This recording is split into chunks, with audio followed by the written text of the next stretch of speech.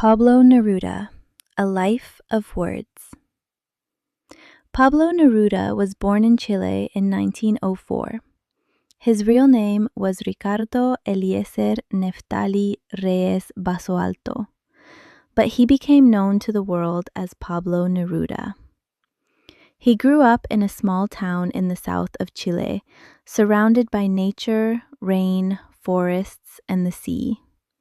These places later appeared in many of his poems. As a child, he was quiet and shy. He liked reading and writing from a very young age. He started writing poems when he was still in school.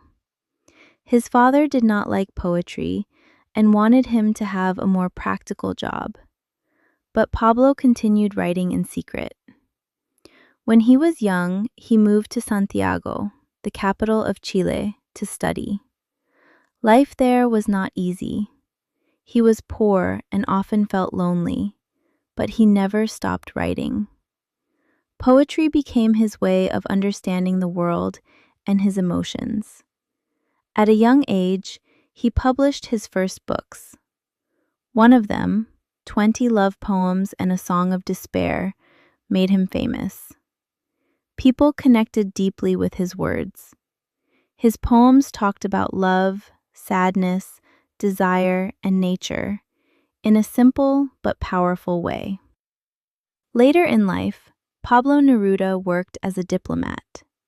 He lived in different countries and learned about many cultures. These experiences changed his poetry. His writing became more political. He wrote about injustice, war, and the struggles of common people. He believed poetry should speak for those who had no voice. Because of his political ideas, he had problems with the government. At one point, he had to leave Chile and live in exile. Even during difficult times, he continued writing. In 1971, Pablo Neruda received the Nobel Prize in Literature. The prize recognized his poetry and his strong voice as a writer.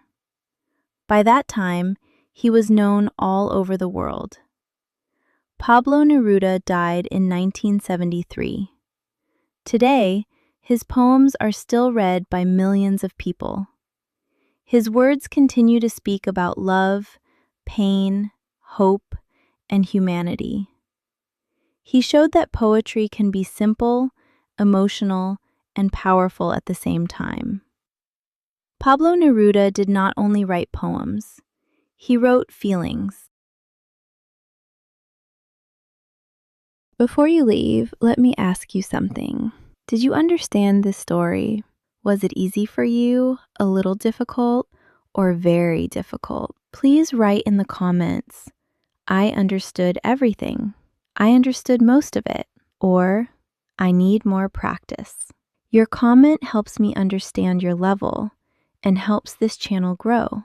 If this reading helped you practice your English today, leave a like and subscribe for more English stories. Thank you for watching and see you in the next video.